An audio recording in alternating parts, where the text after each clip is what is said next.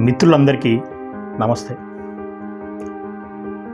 తిరుమల తిరుపతి దేవస్థానం చరిత్రలో జరిగినటువంటి ఘోరం జనవరి 8న జరిగింది.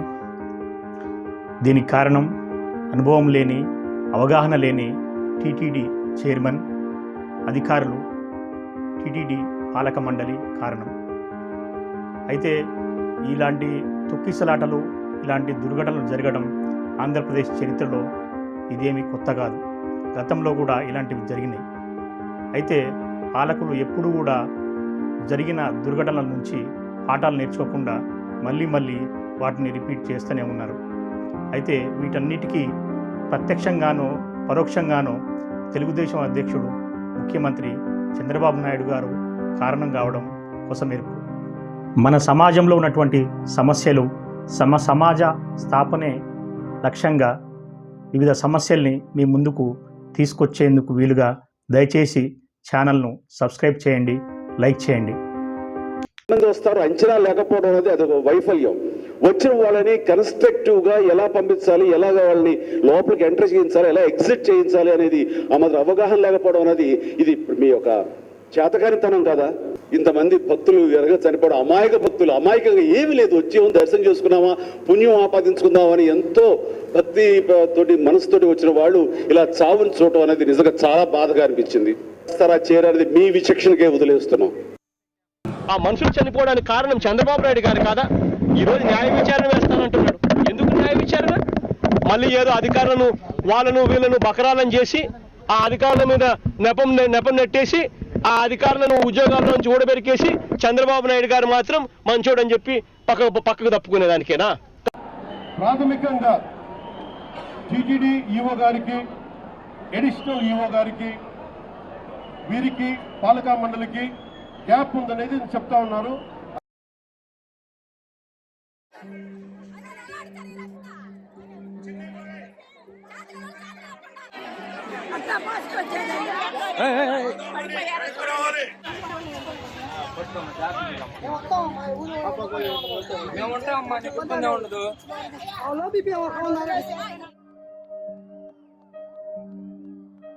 సముద్రంలో పొంగటంలో ఆశ్చర్యం ఏమీ లేదు. జయహో చంద్రన్న అంటూ నినదిస్తున్నటువంటి ఈ గొంతులన్నీ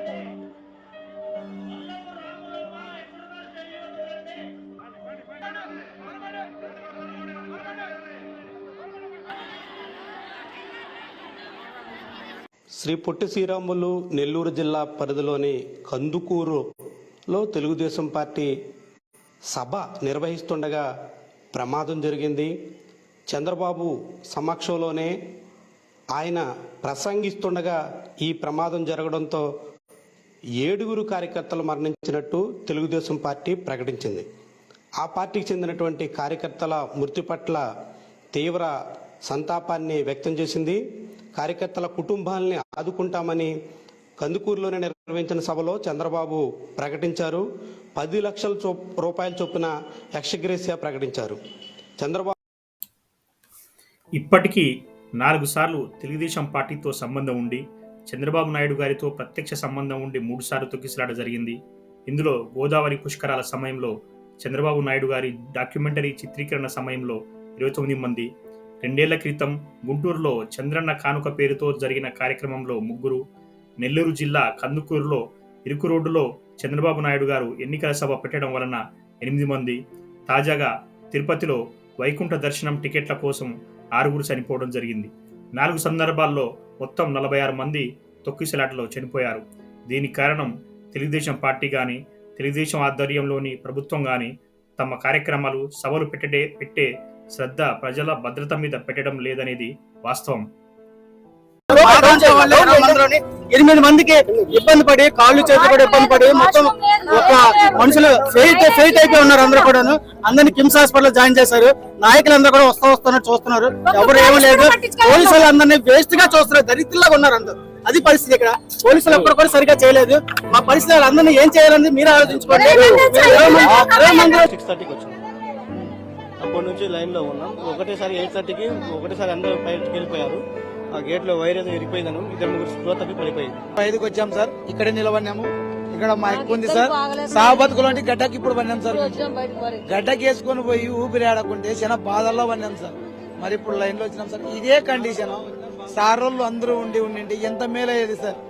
చాలా ఇబ్బంది పడుతున్నారు సార్. ఇట్లాంటి ఇబ్బంది కాదు, భారీ ఇబ్బంది. 10 నిమిషాలు ఆగింటే ప్రాణాలు పోయేది.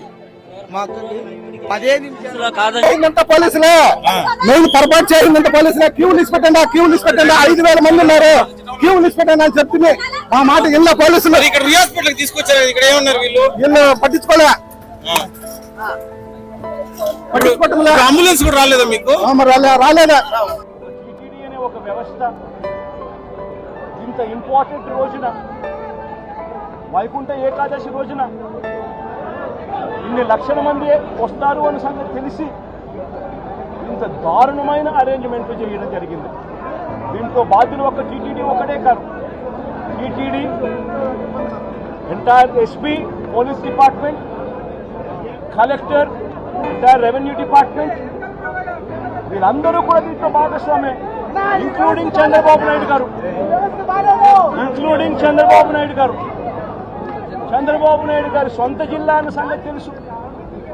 చంద్రబాబు నాయుడు గారి ప్రతి సంవత్సరం ఈ వైకుంఠ ఏకాదశి నాడున ఎన్ని లక్షల మంది జనాభాలు వస్తారన్న సంగతి తనకు తెలిసి ఉన్నా కూడా తన ప్రోగ్రాం 6వ తారీఖు, 7వ తారీఖు, 8వ తారీఖు తన ప్రోగ్రాం పెట్టుకొని ప్రత్యామ్నాయ అరేంజ్మెంట్ తాను చేయకుండా పోలీసులు తన అరేంజ్మెంట్ల కోసం తాను ఇక్కడ పిలిపించుకొని ఇక్కడ గాలికి వదిలేసిన పరిస్థితుల మధ్య ఈ ఘటన చోటు చేసుకోవడం జరిగింది.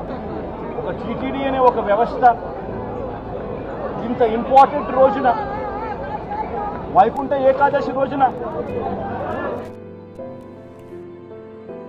ఉండే ఆఫీసర్ ఎవరైతే ఉన్నారో డిఎస్పీ రమణ కుమార్ అయితే బాధ్యత లేకుండా పనిచేశారు. అదే మరిగా అరుణాథ్ రెడ్డి డైరెక్టర్ గోశాల, ఒకరు పోలీస్, ఒకరు అడ్మినిస్ట్రేషన్ పెడితే ఇద్దరు జరిగే అది జరగకుండా కాపాడవలసిన బాధ్యత వీళ్ళపైన ఉంది. జవాబుదారితనంతో ఉండాలి, పనిచేయాలి. ఇద్దరు పనిచేయలేదు, ఇద్దరిని సస్పెండ్ చేస్తున్నాం. ఆఫీసర్స్గా ఉండి ఎస్పీ సుబ్బరాయుడు గారు కానీ, ఏఈఓ గౌతమి కానీ, సివిఎస్ఓ గారు ముగ్గురిని తక్షణమే ట్రాన్స్ఫర్ చేస్తున్నాం. మనమంతా బాధ్యతతో ప్రవర్తించవలసిన వ్యక్తులు. మన వల్ల ఇలాంటి జరిగినప్పుడు వీళ్ళు కూడా బాధ్యత తీసుకోవాల్సిన అవసరం ఉంది.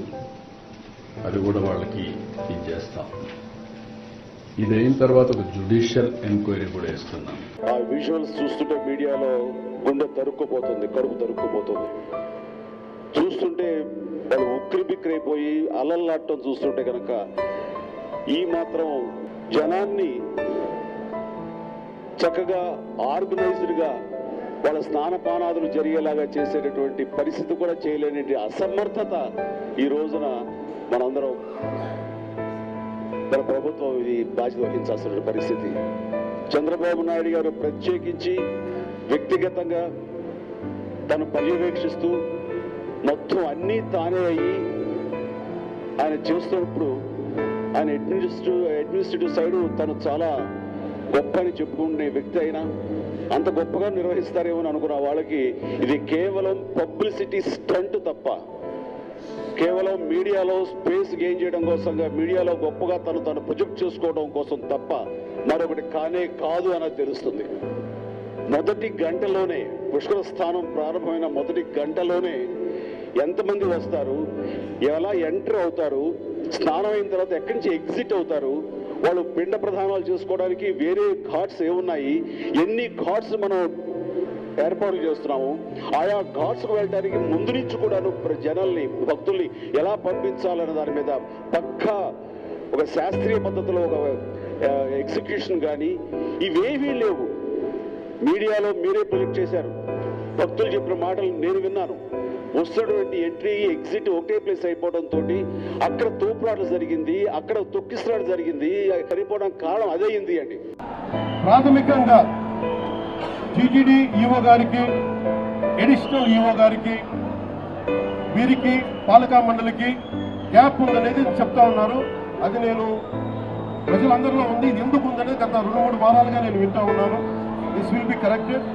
అది ఎందుకుందో నేను ఇలా కూర్చొని మీరు అడిగిన వెంటనే నేను తప్పని చెప్పలేను. కానీ బట్ ఈ రోజున మాకు బాధ్యతలు, మేము డిప్యూటీ సీఎం హోదాలో ఉండి ఇది నా కింద రాకపోయినప్పటికీ క్షమాపణ ఎందుకు చెప్తున్నామంటే వీఆర్ హెడింగ్ ద గవర్నమెంట్. మేము బాధ్యత తీసుకుంటున్నాం. We're not running away, we're not escaping. We will make sure whoever is responsible, stern action will be taken on.